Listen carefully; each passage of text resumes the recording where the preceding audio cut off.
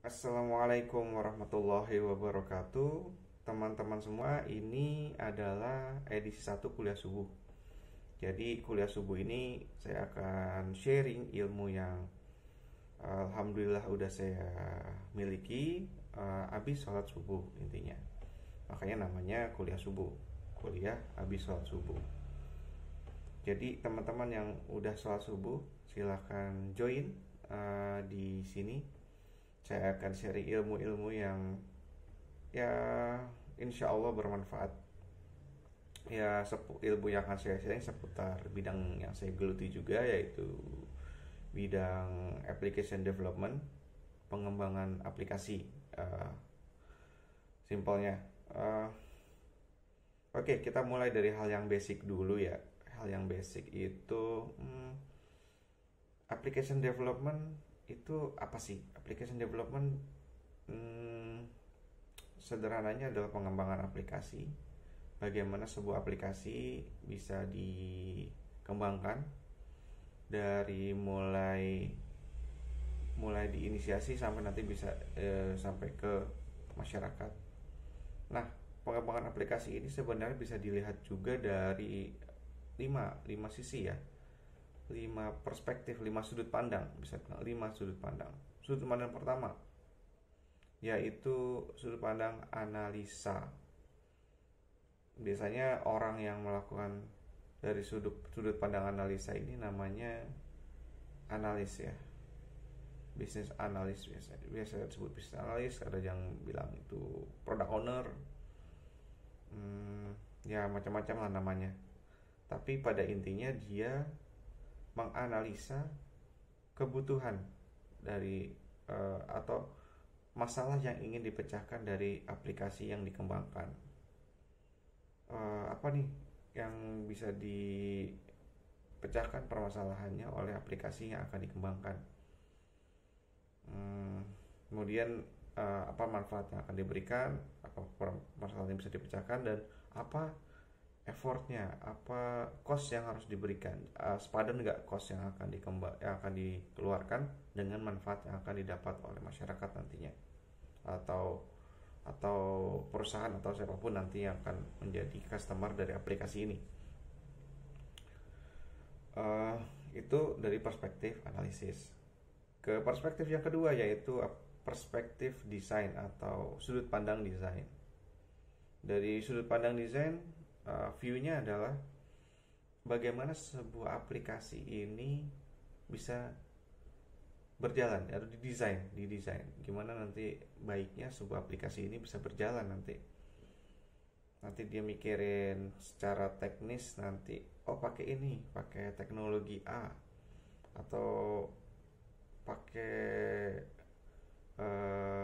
platform Android, pakai platform iOS.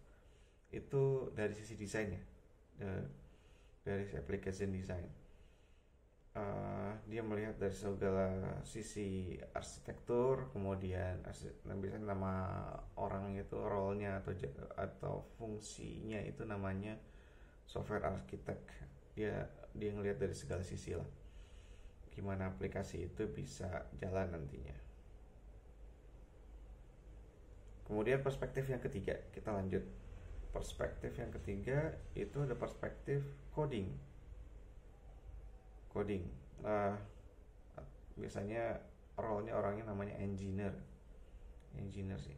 Jadi nanti dibagi-bagi lagi lah, ada yang front end engineer, ada back end engineer, atau full stack. Biasanya sih front end itu orang yang biasanya menyiapkan interface atau antarmuka antar yang akan dilihat oleh user. Backend tuh yang ngurusin di belakangnya, bagaimana sistem itu terintegrasi, logik ke database dan seterusnya ya. Front end dan backend juga terkait logik gitu ya. Kemudian perspektif yang keempat adalah perspektif testing atau quality assurance, dimana bagaimana aplikasi ini diuji. Jadi setelah aplikasi itu jadi, dites dulu nih apakah sudah cukup layak untuk di deliver ke customer atau ke pengguna. Eh, Apakah mereka bisa menghandle semua pengguna, atau jangan-jangan nanti nggak cukup, apa performanya nggak sesuai, atau functionnya nggak sesuai, atau dari sisi security apakah cukup aman juga gitu. Jadi banyak tesnya juga, nanti kita bisa zoom in ke masing-masing perspektif tadi. Jadi dari perspektif analisis, desain, coding, testing. Nanti kita coba zoom in di edisi-edisi berikutnya. Kemudian perspektif yang terakhir adalah yang sering kelupaan, sering banget kelupaan. Tapi ini cukup penting. Bukan cukup, ya lumayan penting, nggak? Sama lah, semua lima perspektif ini penting juga. Sama, saling melengkapi satu sama lain. Yaitu operational. Operational itu bagaimana nanti, perspektifnya adalah bagaimana aplikasi ini bisa diinstal, di deploy ke satu server atau platform, atau macam-macam, ada macam-macam teknologi lah, ada bisa langsung di VM atau di server fisik, atau nanti bisa juga, kalau tren sekarang ini udah mengarah ke microservices, jadi nanti bentuknya itu lebih, apa yang bisa dibilang ya, bisa dibikin lebih scalable, makanya disebut microservices. Nanti kita bahas lagi di edisi selanjutnya. uh, Balik lagi ke tadi yang perspektif di operational ya. Jadi nanti setelah bagaimana aplikasi diinstal, nanti setelah diinstal juga bisa performanya terjaga, dan apabila ada masalah bisa segera diselesaikan, di solve gitu ya, dan dan tidak berkepanjangan. Itu dari sisi operasional. Jadi total ada 5: analisis, desain, coding, testing, dan operational. Ya kurang lebih otak-atik application development ya, 5 perspektif inilah. Nanti kita lihat satu persatu dari setiap perspektif ya di edisi selanjutnya. Terima kasih buat teman-teman yang udah ngedengerin sharing dari saya. Terima kasih, sampai jumpa lagi di edisi selanjutnya.